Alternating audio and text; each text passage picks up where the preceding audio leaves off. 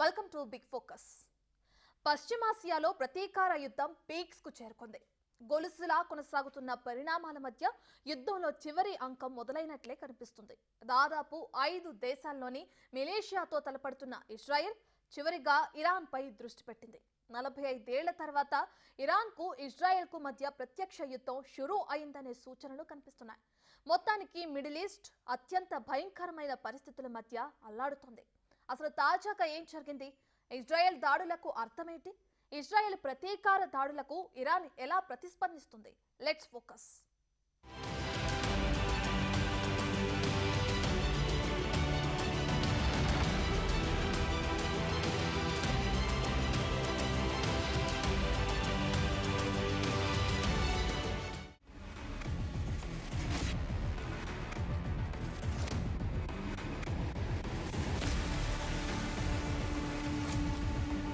అంతా ఊహించిందే అయినప్పటికీ హఠాత్తుగా జరిగింది. మిడిల్ ఈస్ట్లో ప్రధాన ప్లేయర్ల మధ్య యుద్ధ మేఘాలు కమ్ముకున్నాయి. ఈ రెండు దేశాలు తలపడితే మధ్య ప్రాచ్యం మసైపోతుందేమో అనే అనుమానాలు ఇప్పుడు మరింత ఎక్కువయ్యాయి. అక్టోబర్ 1న ఇరాన్ ఇజ్రాయెల్పై ప్రయోగించిన క్షిపణి దాడికి 25 రోజుల తర్వాత ఇజ్రాయెల్ ప్రతిస్పందించింది. ఇరాన్పై ఖచ్చితమైన దాడులు అనే పేరుతో అక్టోబర్ 26న తెల్లవారుజామున బాంబుల వర్షం కురిపించింది. గత కొన్ని నెలలుగా ఇరాన్ ఇజ్రాయెల్పై చేస్తున్న నిరంతర దాడులకు ప్రతిస్పందనగా ఇజ్రాయెల్ డిఫెన్స్ ఫోర్స్ ఇరాన్ సైనిక స్థావరాలే లక్ష్యంగా దాడులు నిర్వహిస్తుందని ఓ ప్రకటనలో ఇజ్రాయెల్ మిలిటరీ వెల్లడించింది. ఇరాన్ రాజధాని టెహ్రాన్లోనే సైనిక స్థావరాలపై సూర్యోదయానికి ముందే ఇజ్రాయెల్ దాడి ముగిసింది. ఇరాన్లోని సైనిక లక్ష్యాలపై ఖచ్చితమైన దాడులను నిర్వహించడం ద్వారా ప్రస్తుతానికి ఇజ్రాయెల్ సైన్యం లక్ష్యం నెరవేరిందని పేర్కొంది.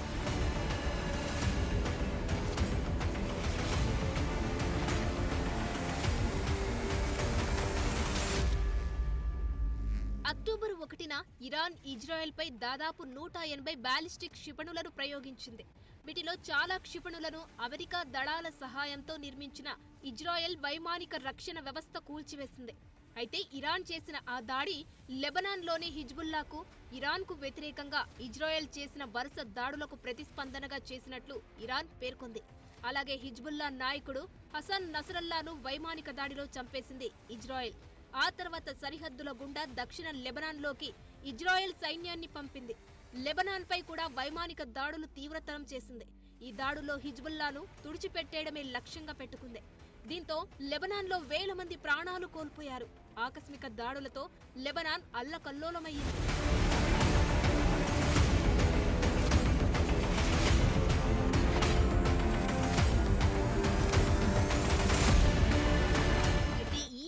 ఏప్రిల్లో కూడా ఇజ్రాయెల్పై ఇరాన్ క్షిపణులతో దాడులు చేసింది. దశాబ్దాలుగా ఇజ్రాయెల్పై దాడులు చేయడానికి ఇరాన్ ప్రాక్సీలుగా మిడిల్ ఈస్టులోని పలు తీవ్రవాద గ్రూపులను వినియోగించుకుంటుంది. అయితే ఇటీవల కాలంలో ఇరాన్ నేరుగా ఇజ్రాయెల్పై చేసిన దాడి మాత్రం ఏప్రిల్ నెలలోనే జరిగింది. నిజానికి ఇజ్రాయెల్పై పాలస్తీనా మిలిటెంట్ గ్రూప్ హమాస్ ఆకస్మిక దాడి ప్రారంభించిన మరుసటి రోజు అంటే గతేడాది అక్టోబర్ 8 నుండి ఇజ్రాయెల్ హిజ్బుల్లా సరిహద్దు కాల్పుల యుద్ధంలో ఉన్నారు. ఈ యుద్ధం తీవ్రమై గాజాలో ఇజ్రాయెల్ దాడులపై అంతర్జాతీయంగా విమర్శలు కూడా వచ్చాయి. గాజా స్ట్రిప్ ని బాంబులతో జల్లెడ పట్టించింది ఇజ్రాయెల్. పదుల సంఖ్యలో హమాస్ అగ్ర నాయకత్వాన్ని అంతం చేస్తూ వచ్చింది. అయితే హమాస్ కు సంఘీభావంగా లెబనాన్ కేంద్రంగా నడుస్తున్న హిజ్బుల్లా ఇజ్రాయెల్పై రాకెట్లను కాల్చడం ప్రారంభించింది. దీంతో కొన్ని రోజులు ఇజ్రాయెల్ హిజ్బుల్లా యుద్ధం భీకరంగా సాగింది. ఇక ఇరాన్ బ్యాకప్ గా ఉన్న ఈ గ్రూపులపై ఇజ్రాయెల్ చేస్తున్న యుద్ధంలో అప్పుడప్పుడు ఇరాన్ కూడా కలగజేసుకుంటూ ఉంది. అదే తాజాగా ఇజ్రాయెల్ ఇరాన్ పై దాడి చేయడానికి కారణమైంది.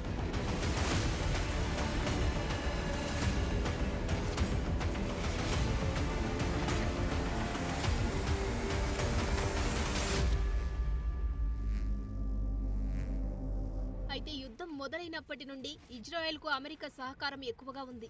ఎర్ర సముద్రంలో ఇజ్రాయెల్కు వెళ్లి వచ్చే ఓడలపై దాడి చేస్తున్న హౌతీ తీవ్రవాదులను ఎదుర్కోవడం దగ్గర నుండి ఇజ్రాయెల్కు ఆయుధ సహకారం, సైనిక శిక్షణ సహకారం వంటివి అందిస్తూనే ఉంది. అయితే ఇరాన్పై చేస్తున్న దాడుల్లో మాత్రం అమెరికా నేరుగా పాల్గొనలేదని పేర్కొంది. అయితే యుఎస్ ప్రెసిడెంట్ బైడెన్ ఇతర ఉన్నతాధికారులు ఇజ్రాయెల్ చేస్తున్న నిర్దిష్ట లక్ష్య దాడులను కొనసాగించమని ప్రోత్సహిస్తున్నారు. ఇరాన్పై తాజా దాడి కూడా అందులో భాగంగానే జరిగినట్లు విశ్లేషకులు భావిస్తున్నారు. ఇక ఈ దాడులకు ఇరాన్ ప్రతిస్పందిస్తే దాని నుండి ఇజ్రాయెల్ని రక్షించడానికి యునైటెడ్ స్టేట్స్ సిద్ధంగా ఉందని, ఇజ్రాయిల్ వైమానిక రక్షణ వ్యవస్థలను బలోపేతం చేయడానికి అధికారులు రెడీ ఉన్నారని అమెరికా వెల్లడించింది.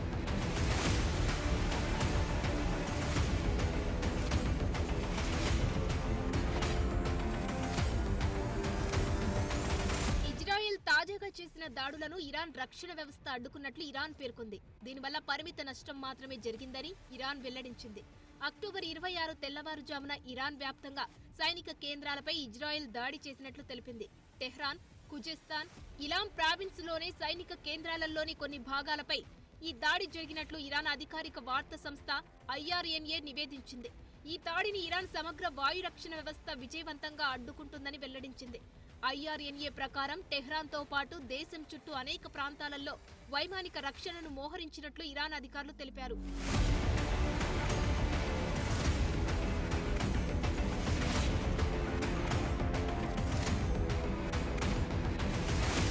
అయితే ఇటీవల కాలంలో ఇరాన్ చేసిన దాడులకు ప్రతిస్పందన ఈ తాజా దాడితో ముగిసిందని, ఇజ్రాయెల్కు ఉన్న తక్షణ బెదిరింపులు అడ్డుకున్నామని ఇజ్రాయెల్ డిఫెన్స్ ఫోర్స్ వెల్లడించింది.